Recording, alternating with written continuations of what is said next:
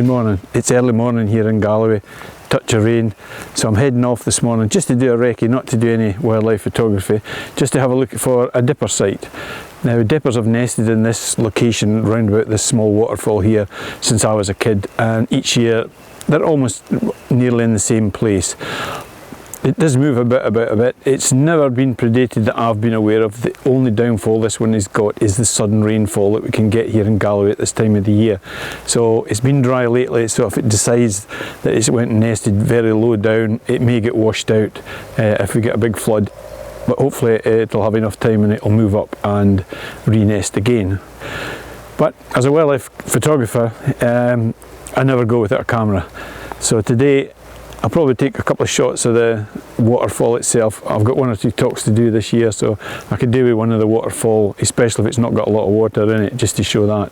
So I'll stop off there and show you the setup that I use for that. But just before we go, I'll show you what kit I've got for today.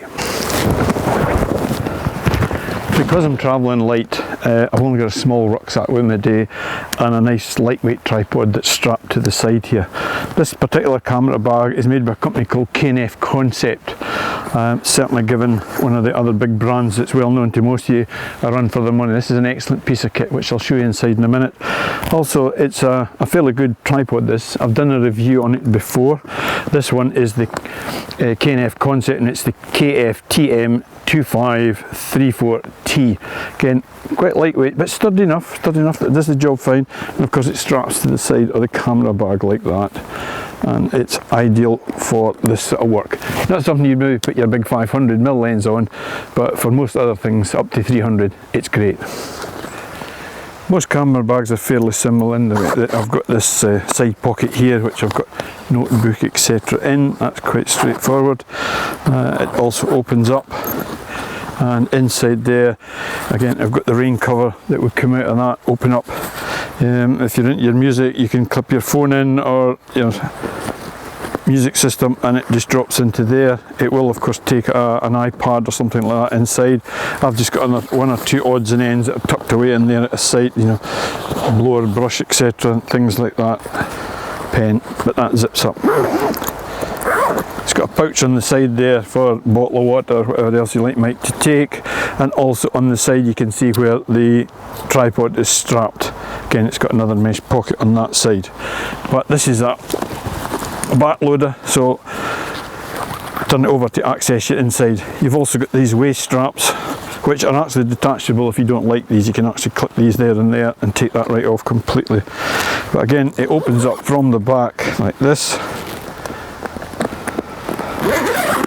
So you open it up, again you've got a nice big pouch in there if you want to put stuff in there. I say I'm travelling quite light today, so I've not got everything else that I would normally carry with me. It's got a mesh guard to stop things maybe moving from there. Unzip that. I've just got another body. I've got a flash in here. I've got an extra woolly hat, and I've just got 1 or 2 filters. But there's plenty of room for extra lenses. That takes easy a Pro body and a 70-200. I've actually got a Sigma 100-300 which fits in there attached to a body as well. And there's numerous padding that you can move about just to suit your needs inside that bag. But we'll zip this up, and this is a bit of a long walk into this site, so I'll head off and get to that location.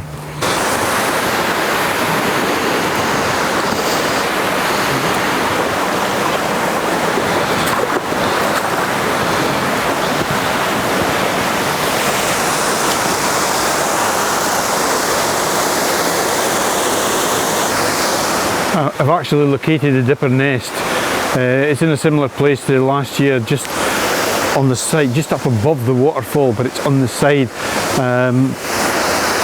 just to the left here. She appears to be feeding young, which appear to be very large, so she must have been really early nesting this year. But I'm just going to quickly get a landscape shot of the waterfall just before I leave.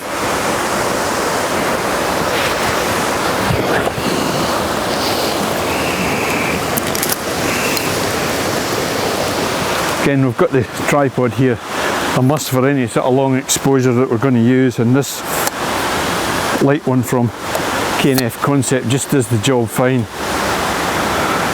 Means that I can walk quite a long way in a day, cover a lot of ground.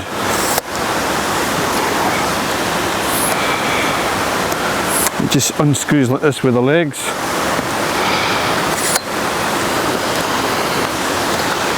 And there you have it. It's got a spirit level on the top, so that allows me to level this off before I even start. What I'll do now is, as I say, this is on the access from the back. I'll just take this off.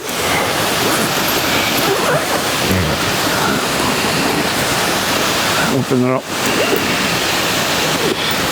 So yeah, so I've got all my filters and that in here that I need to screw on. I think it would go on the front there, but there's no need for any of this extra filtering today, so what I'll just do is leave them there. I've also got a circular polarizer, and I've also got a 10 stop neutral density there. I'm just going to put it on this body which I brought today, which is actually a D300S. It's got a 17 to 55 on it, which is roughly the equivalent of a 28 to 70 to lens. Nice sharp lens this.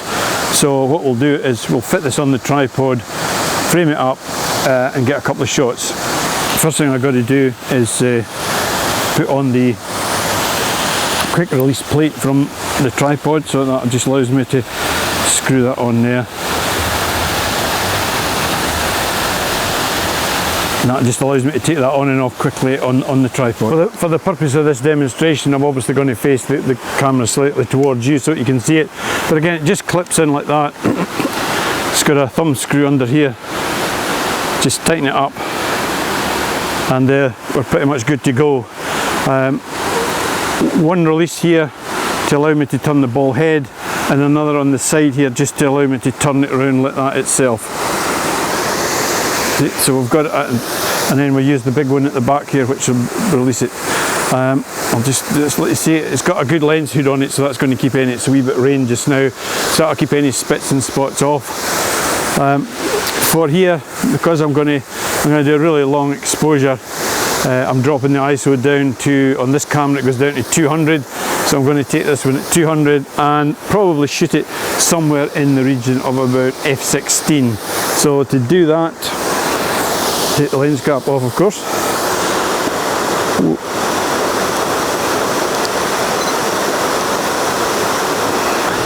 We have an exposure reading there of about a second, so to touch that with my hand and fire it, so there's going to be a bit of movement, so that wouldn't do.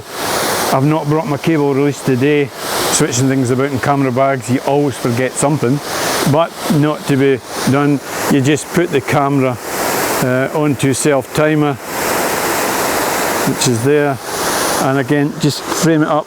One thing you've got to watch is that as I take my head away from that camera, there's stray light coming in here. That's going to alter the meter reading slightly, so when I first fire it to put the self timer on, my eye will be covering that. That locks the exposure in, then it's safe to take your head away.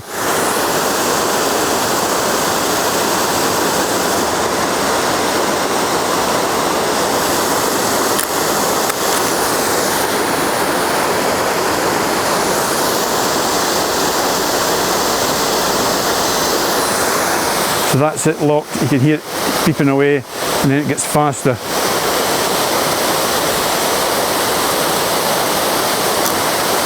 There you go, it's about a second and a half exposure. You'll notice that the image does not immediately appear on the back of my screen.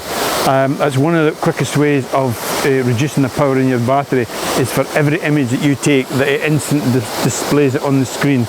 I will always press the button to bring that up, and there I've got a landscape shot for that. It's quite nice even light today, so as I say, I didn't need to put any filter in. I've no bright light coming down from the top where I'd put in maybe a graduated filter of some description using the filter holders and that I had there.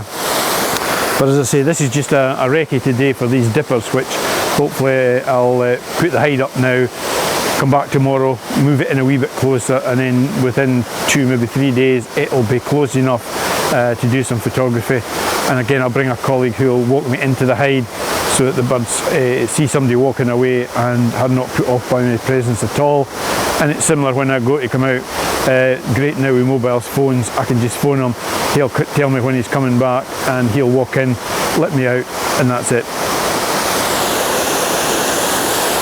So hopefully you got something maybe out of that wee tutorial. But again, it was as much looking at the kit as it was what I was doing with the camera, and the fact that your life as a wildlife photographer is not spent running about every day with a big lens photographing birds or animals. A lot of it is spent like this, just out in the field for the day, checking out locations, checking out for subjects that what sort of time of day they're coming out. I use trail cameras as well quite a bit, so I can set them out and check them. They always give you a time and date on them as well, which is handy. Saves me spending a lot of hours in locations where I don't need to be. So until next time, thank you.